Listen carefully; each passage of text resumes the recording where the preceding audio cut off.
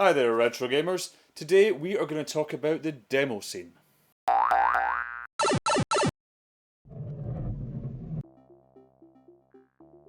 Well, first of all, it's not about the demo discs that you used to get with magazines. Although I do miss those. Nope, the demo scene is something else entirely.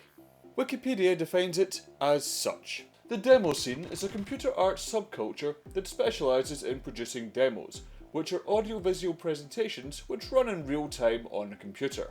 The main goal of a demo is to show off programming, artistic, or musical skill. Of course, there's a lot more to it than that.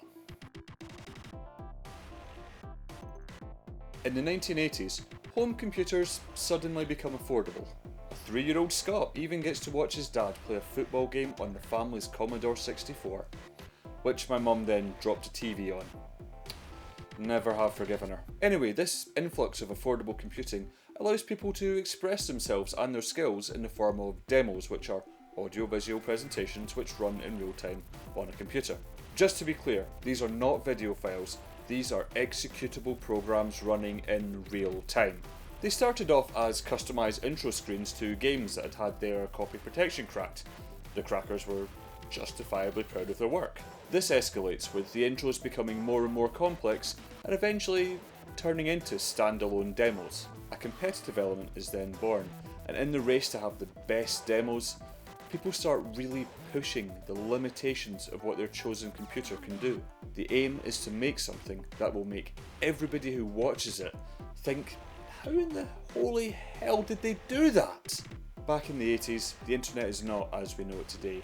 It's impossible to share information and programs with a click or a swipe or a touch. Old-fashioned mail becomes invaluable when it comes to sharing work, with some demo sceners maintaining hundreds of contacts. Members of the demo scene also start to congregate at demo parties. These are social events where members of the demo scene can hang out, share ideas, appreciate each other's work, and even enter demos into competitions. Best of all, it's still going on today.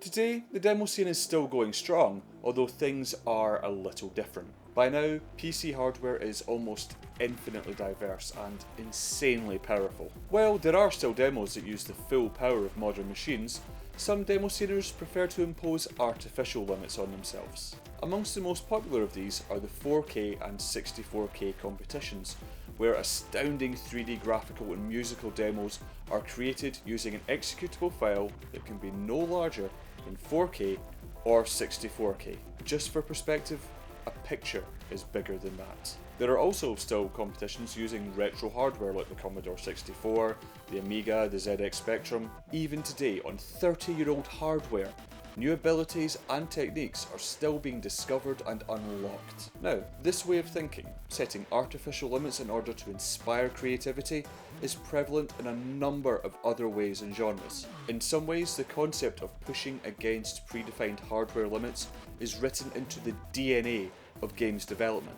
To put this in a more familiar context, have you ever noticed that the launch titles for a console never look anywhere near as good as the games that come out towards the end of the console's lifespan? Like how the Sega Mega Drive started with Altered Beast, but by 1994 you were getting first-person shooters like Zero Tolerance. Or how the PlayStation 2 started off with Tekken Tag Tournament, but by the end of its lifespan was churning out stuff like God of War 2. That happened because developers had time to get to know the hardware, to discover new and innovative and exciting ways to squeeze just a little more juice out of their chosen hardware. As if that wasn't enough, developers like Will Wright and John Carmack have expressed admiration for and admitted being influenced by the demo scene.